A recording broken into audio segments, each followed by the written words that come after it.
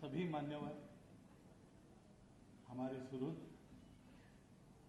उपस्थित नागरिक सज्जन, माता बहनी,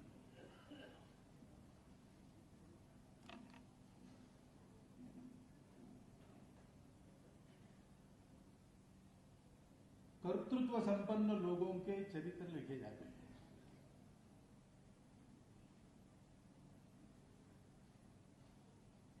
जिनको भारी जगत में करिश्माई नेता कहा जाता है, उनके चरित्र लिखे जाते हैं। स्वाभाविक बात है, उससे एक स्फूर्ति मिलती है, प्रेरणा मिलती है, लेकिन उसको ठीक से पढ़ना पड़ता है।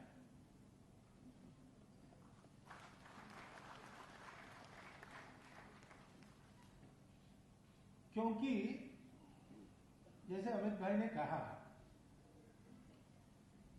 कि गुजरात के मुख्यमंत्री बनने तक की जीवन यात्रा नरेंद्र भाई की हम स्वयंसेवक और कार्यकर्ताओं के लिए है।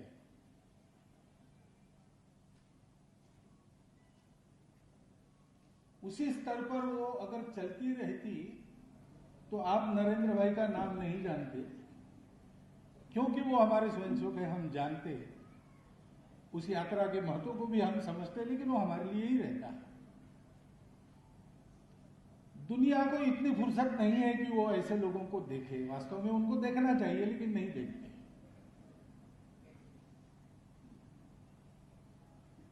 गुजरात के मुख्यमंत्री और बाद में भारत के प्रधानमंत्री, ये यात्रा सारी दुनिया में गूंज रही है और बहुत लोग उसको जानना चाह रहे हैं। वो यात्रा ऐसी है, जानने लायक है, परंतु थोड़ा विचार करके देखेंगे तो हम ये समझेंगे कि गुजरात की मुख्यमंत्री बनने तक की उनकी जो अप्रसिद्ध यात्रा है, उसी के कारण गुजरात के मुख्यमंत्री और बाद में प्रधानमंत्री की उनकी यात्रा इतनी उज्जवल हो रही है।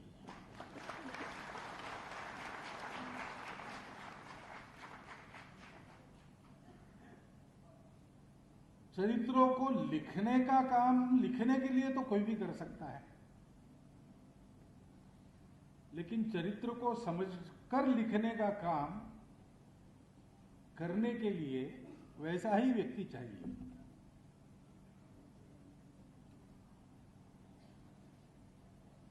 मेरी जानकारी में नरेंद्र भाई का ये कोई पहला जीवन यात्रा का वृत्तांत नहीं लिखा जा रहा है, इसके पहले भी आए हैं छोटे मोटे।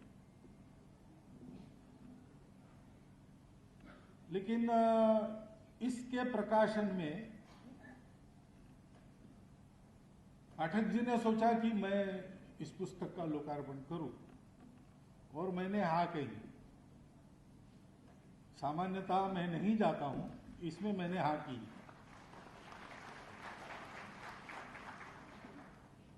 क्योंकि पाठक जी भी वैसा काम कर रहे हैं, समाज के लिए कर रहे हैं, अपना सब कुछ लगाकर कर रहे हैं।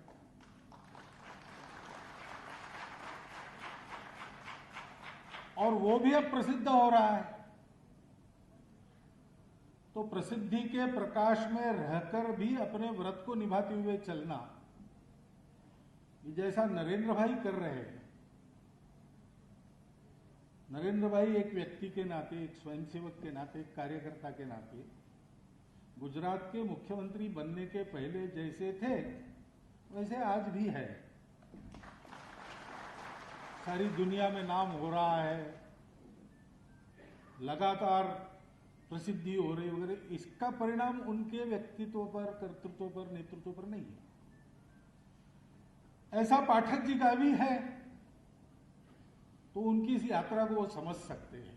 और समझने वाला व्यक्ति जब लिखता है, लोग पढ़े इसलिए ये सब बातें लिखनी पड़ती है, लेकिन उसके साथ और भी कुछ लिखा होता है। कदाचित लिखा नहीं होता है, लेकिन बिटवीन द लाइन्स हमको पढ़ना पड़ता है।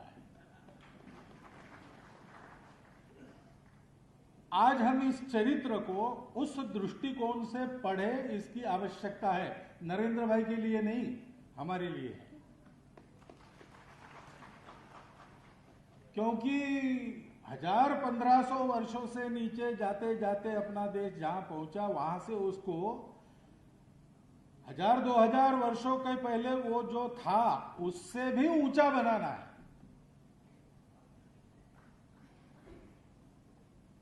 और नरेंद्र भाई ने, अमित भाई ने अभी सुरक्षित एक अनुमान 2024 तक का किया है, ऐसा लगता है उनकी बात से।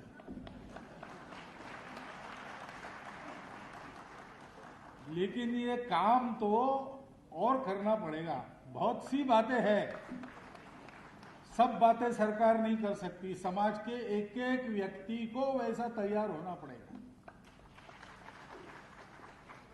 अस्पृश्यता विरोधी कानून तो बहुत पहले बन गया, लेकिन वास्तव में मन से उस अस्पृश्यता को निकालकर समाज का प्रत्येक व्यक्ति व्यवहार करे, इसके लिए कैसे प्रयास करने पड़ते हैं पाठक जी ने किए हैं। वो सरकारी प्रयास नहीं हो सकते, वो हमको करने पड़ते हैं। हमको अपने जीवन के परिवर्तन से प्रारंभ करना पड़ेगा। इस दृष्टि से हम इसको देखें। व्यक्तित्व, कर्तृत्व और नेतृत्व के गुणों के कारण आज हमारा ध्यान नरेंद्र भाई की ओर है, और वो ध्यान देने लायक गुण है ही। यानी उसके लिए मुझे और वर्णन करने की आवश्यकता नहीं। अमित भाई ने थोड़ा बहुत वर्णन किया है और आप सब लोग देख रहे हो। आपकी परख में से ही उसको यह मान्यता मिली है, उस व्यक्तित्व को, उस कर्तृत्व को, उस नेतृत्व को। लेकिन हमको थोड़ा और अंदर जाके इस चरित्र को पढ़ना पड़ेगा, नरेंद्र भाई को देखना पड़ेगा। जैसे व्यक्तित्व की बात करते हैं तो एक तो दिखने वाला होता है और एक प्रत्यक्ष होने वाला होता है। दिखने वाला दिखता है, होने वाला देखना पड़ता है, आंख खोलकर जानना पड़ता है। और दिखने वाला और होने वाला, इसमें जितनी एक रूपता है उतना आदमी अधिक व्यक्तित्व संपन्न होता है। क्योंकि ऊपरी बातें जो है, क्षमताएं, कुशलताएं, बोलचाल चलन के तरीके, मैनर्स, एबिलिटीज एंड स्किल्स, ये तो सीखने की बात है, सब लोग सीख सकते हैं। लेकिन वास्तव में उसकी चमक जो आती है वो अंदर की संपदा के कारण आती है, बाहर दिखने वाली संपदा के कारण नहीं आती। वृंदावन के एक संत मिले थे, उन्होंने मुझे पहले कहा था कि भारत के नेतृत्व में जब धर्म आएगा तब देश का कल्याण होगा। और धर्म को उन्होंने डिफाइन किया। उन्होंने कहा धर्म के 4 पैर है। एक है सत्य, दूसरा है करुणा, तीसरा है अंतर्बाह्य स्वच्छता, शुचिता, और इन तीनों को प्राप्त करने के लिए जो बड़ी कठिन तपस्या करनी पड़ती है वो तपस्या चाहिए। अब हम नरेंद्र भाई ने क्या किया, उनका व्यक्तित्व कैसा है, ये देखते समय ध्यान इधर रखें, वो सत्य कैसा है। सत्य कठोर होता है और कटु भी होता है कई बार। सत्य को समाज में जब देना पड़ता है, मन मन में बोना पड़ता है, तो उसको करुणा का पुट चढ़ाए बिना अगर देंगे तो अनर्थ होगा। तथागत ने यही किया, ऐसा मुझे लगता है, और किसी को और कुछ लग सकता है। लेकिन भाई उन्होंने जीवन के सत्य के तरफ संशोधन करो, आत्मा को खोजो, अगर ये नहीं कहा। उन्होंने कहा वो बात की बात है, अभी काहे को उस झंझट में पड़ते हो, तुम्हारा जीवन दुखी है, उसको सुखी करो पहले। उसको सुखी करने के लिए तुम योग्य बनो। आत्मा है नहीं, ईश्वर है नहीं, इस फंदे में तुम्हारा लेना देना क्या है भाई। तुम तो त्रस्त हो, भेदभाव तुम्हारे साथ हो रहा है इसलिए, तुम तो त्रस्त हो तुम्हारे गरीबी के लिए, तुम डर रहे हो बूढ़ा बन जाओगे इसलिए, कभी मरोगे इसलिए। पहले इससे अपने को मुक्त करो, बाकी छोड़ो। ये उन्होंने क्यों कहा, वो सत्य के पक्षधर नहीं थे क्या? वो सत्य के पक्षधर थे, उन्होंने सत्य की प्राप्ति की थी, वो बोधि प्राप्त की। लेकिन उन्होंने ये जाना कि समाज को दुख मुक्त करना ये पहली आवश्यकता है। सुख प्राप्ति होने के बाद आदमी आगे बढ़ सकता है, पहले तो उसको दुखों से ही सामना करना पड़ता है। यह उनके मन में क्यों आया? क्योंकि वो करुणावतार थे। बिना करुणा के सत्य का कोई अर्थ नहीं है। सत्य है, अपनी जगह है, हम माने न माने वो है, और हम नहीं मानकर भी चलते हैं तो अपने व्यावहारिक सत्यों को संभालते हुए ही चलते हैं। परंतु समाज के लिए एक कल्याणकारी रास्ता दिखाना है, मानवता के लिए एक कल्याणकारी रास्ता दिखाना है, तो सत्य के साथ जिसके मन में करुणा है वो चल सकता है। और ऐसी करुणा मन में रखने के लिए अंतर्बाह्य शुचिता चाहिए। जिसका मन साफ नहीं, वो विकारों से ग्रसित है, स्वार्थ से ग्रसित है, उसके मन में क्या करुणा आएगी? वो तो राक्षस बन सकता है अपने स्वार्थ के लिए। और इसलिए अंतर्बाह्य स्वच्छता का महत्व है। स्वच्छता से क्यों गांधी जी का इतना जोर क्यों था? गांधी जी कोई उस समय की राजनीति को नहीं जानते थे वगैरह, ऐसा नहीं है। डॉक्टर अंबेडकर साहब ने भी अपने समाज को जागरूक करने का उद्यम जब प्रारंभ किया, तब के उनके अपने समाज में किए हुए भाषण नहीं किए। वो बाकी सारी बातें बताती है, लेकिन उसके साथ साथ ये बताने से नहीं चूकते कि साफ रहो, कपड़े ढंग से पहनो, भाषा अपनी ठीक करो। क्यों? क्योंकि इस अंतर्बाह्य स्वच्छता का महत्व ये बहुत दूर दूर तक जाता है, उसके परिणाम होते हैं, मन बुद्धि तक के उसके परिणाम होते हैं। और ऐसा रहना है तो तपस्या, वो तपश्चर्या है। हमारा ध्यान नरेंद्र भाई के व्यक्तित्व पर जाना स्वाभाविक बात है, अस्वाभाविक कुछ करने का जरूरत नहीं, वो जाता है स्वाभाविक बात, लेकिन हमारा ध्यान उससे आगे इन बातों पर जाना चाहिए। कर्तृत्व की बात आती है, किसने क्या किया, और जो कर सका उसका गुणगान होता है, होना ही चाहिए, किया है तो होना चाहिए, उसमें कोई। लेकिन अगर हमको देश के लिए योग्य बनना है तो कर्तृत्व संपन्न व्यक्तियों के कर्तृत्व के पीछे क्या है? कर्तृत्व का मूल कहां है? अपने ऐसा कहते हैं, उद्यमम, साहसम, धैर्यम, बुद्धि, शक्ति, पराक्रम, षडेते यत्र वर्तन्ते तत्र दैव साहाय्यकृत। और इन 6 गुणों के साथ, वो 6 गुण दिखते हैं आपको। मोदी जी का चरित्र उस ढंग से आप पढ़ेंगे तो ये 6 गुण दिखेंगे आपको। लेकिन उसके साथ साथ और एक बात होती है कि किसी कार्य को असंभव न मानते हुए जो होना चाहिए वो करने के लिए करना शुरू करना। होना क्या चाहिए, इसकी बात तो आजादी के बाद निरंतर चली है अपने देश में। 70 साल नहीं हुई, अब हो रही। क्यों हो रही? कर रही इसलिए हो रही। कर क्यों रहे हैं? क्योंकि उसको असंभव नहीं मानते। चलो करके देखेंगे, कैसा करना सोचेंगे, ऐसा नहीं होता तो वैसा करके देखेंगे। ये कर्तृत्व के पीछे छुपा हुआ कर्तृत्व, उस पर हमारा ध्यान देना है। नेतृत्व, वोट मिलते हैं तो नेता हो जाता है, लेकिन वोट क्यों मिलते हैं? केवल चमत्कार से नहीं मिलते।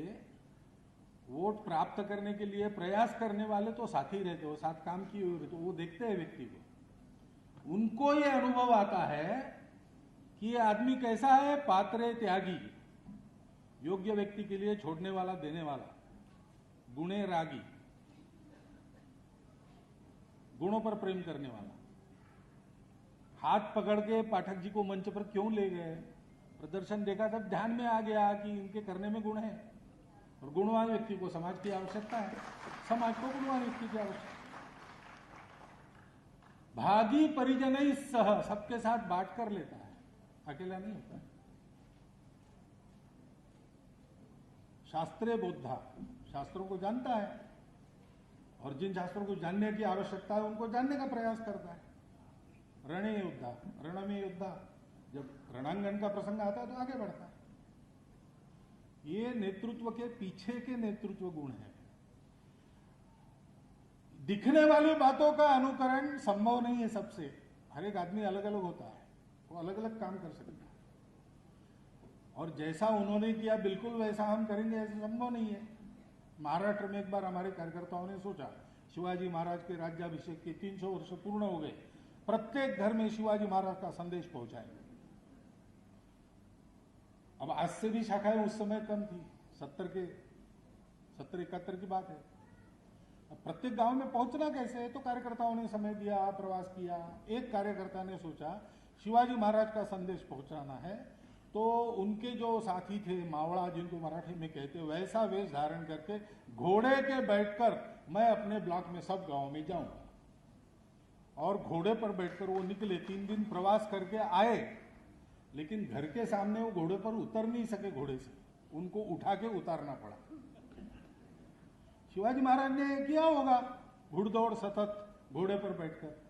ऐसी घुड़दौड़ आज के तारीख में हम कर ही सकेंगे ऐसा नहीं है। कब कर सकेंगे? जब ये नेतृत्व के पीछे, व्यक्तित्व के पीछे ऐसे गुण हैं, उनको हम देखेंगे। नरेंद्र भाई का नेतृत्व देश का आशा की किरण क्यों बना? ये गुण है, वो गुण आदमी को चमकाते हैं, लेकिन उस चमक दमक में आदमी बह नहीं जाता, अपना काम ठीक करता है। इसका कारण क्या है? उसके पीछे भक्ति रहती है, राष्ट्र भक्ति रहती है। भक्ति से आदमी काम करता है। आदमी अहंकार से भी काम कर सकता है, मैं करके दिखाता हूं। स्वार्थ काम करने की प्रेरणा है, भय पीछे लगा है, आदमी काम कर देता है। गोल मटोल मोटा ताजा आदमी मैंने प्रत्यक्ष देखा है, चलने में भी वो ऐसा डुलते डुलते चलता था। उसको कहना पड़ता था भाई चलो, तो कहता था तुम्हारा शरीर तो पतला है, तुम मेरे जैसे शरीर का बोझ ढो के बताओ, फिर बताओ चलने के लिए। लेकिन जा रहे थे एक बार, तो सांप आ गया कहीं से, पैर में से चला गया, तो 3 फुट ऊंचा और 7 फुट लंबा कूद के वो अलग हो गया। तो मैंने पूछा उसको, तुम तो चलने में भी आनाकानी करते हो, ये कैसा कर लेते हो? उन्होंने नहीं करता तो क्या मरता? ये भय रहता है, भय के लिए भी आदमी काम करता है। मजबूरी में भी अच्छा काम करते हैं लोग। लेकिन जिसका काम जनगणों के लिए कल्याणकारी होता है, उसका काम इसलिए कल्याणकारी होता है कि उसके मन में भक्ति रहती है, यानी प्रेम रहता है, आत्मीयता रहती है। मेरा समाज है, मेरा देश है, उसके लिए मुझे करना है, मेरे अपने के लिए नहीं करना। तेरा वैभव अमर रहे मां, हम दिन 4 रहेगा। और उस आत्मीयता में मोह नहीं रहता किसी के प्रति, उस आत्मीयता में तत्वनिष्ठा रहती है। देश के भले के लिए जो उपयुक्त है वो मेरे लिए उपयुक्त है, मेरी अपनी रुचि अरुचि कुछ भी हो, देश के कल्याण के लिए आवश्यक है, हम जोड़ेंगे। श्रद्धा रहती है, कुछ अच्छा होगा, निराशा नहीं रहती। निराशा की मनस्थिति आई थी समाज में, उस मनस्थिति से निकाल क्यों सके देश को? इसलिए कि जो सारे प्रयास करने वाले लोग थे, उनके मन में ये श्रद्धा थी, ये देश मिटेगा नहीं, ये देश बढ़ेगा। इसका एक चिरंतन जीवन कार्य है। वो जीवन कार्य समय समय पर संपन्न करने के लिए इसको बलवान बनना ही पड़ेगा। इसको मरने की अनुमति नहीं है नियति की। इस श्रद्धा को लेकर साथ चले हैं। विश्वास होता है, स्वयं पर आत्मविश्वास होता है, अपने कार्यकर्ताओं पर विश्वास होता है, अपने कार्य पद्धति पर विश्वास होता है, अपने लक्ष्य पर विश्वास होता है, और साथ में समर्पण होता है। कायेन वाचा मनसेन्द्रियेण वा बुद्ध्यात्मना वा प्रकृति स्वभावात्। काया वाचा मन से, बुद्धि से, आत्मा से, प्रकृति स्वभाव जिसके ऊपर कोई उठ नहीं सकता, उसके ऊपर भी उठ के कार्य सिद्धि के लिए प्रयास करने का दम उस समर्पण के कारण आता है।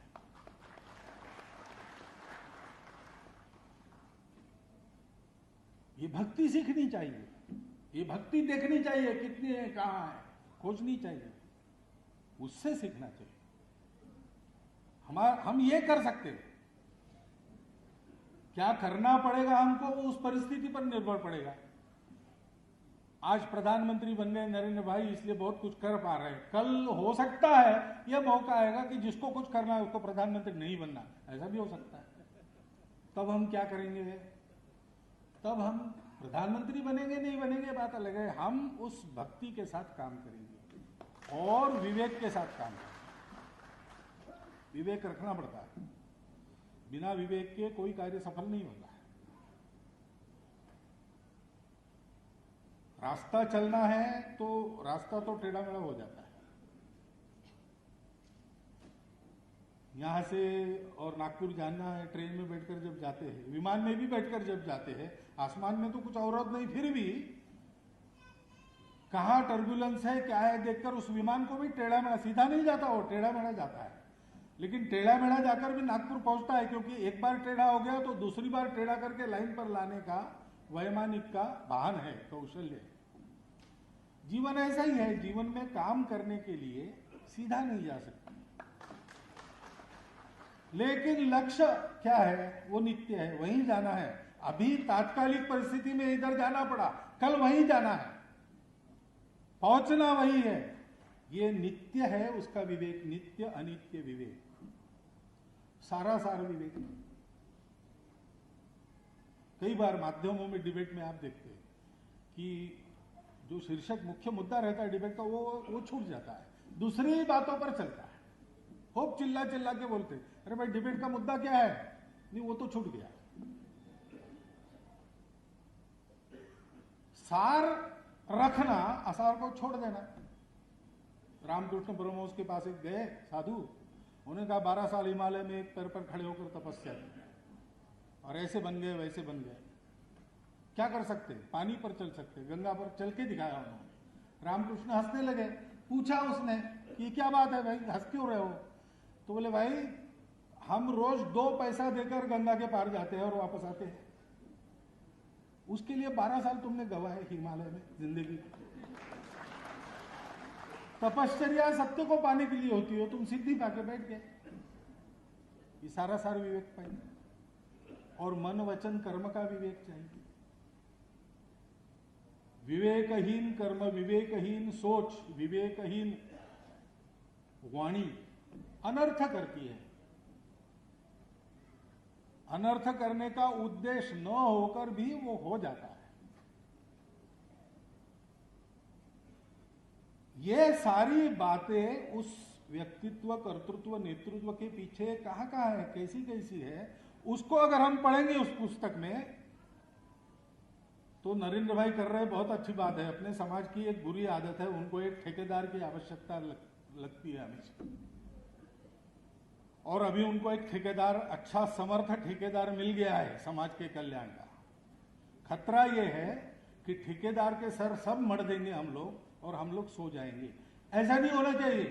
चरित्र लेखन का ये उद्देश्य नहीं रहता। चरित्र लेखन का ये उद्देश्य रहता है कि मराठी में हम ऐसा कहते थे बचपन में, प्राइमरी स्कूल में ये पढ़ाते थे, थोर महात्मे होऊनी गेले, थोर महात्मा हो गए, चरित्र त्यांचे पहा जरा, उनके जैसा चरित्र देखो, उनका चरित्र पढ़ो, आपण त्यांच्या समान व्हावे, हम भी उनके समान बने, हाथ सापड़े बोध करा, यही अच्छा बोध मिलता है।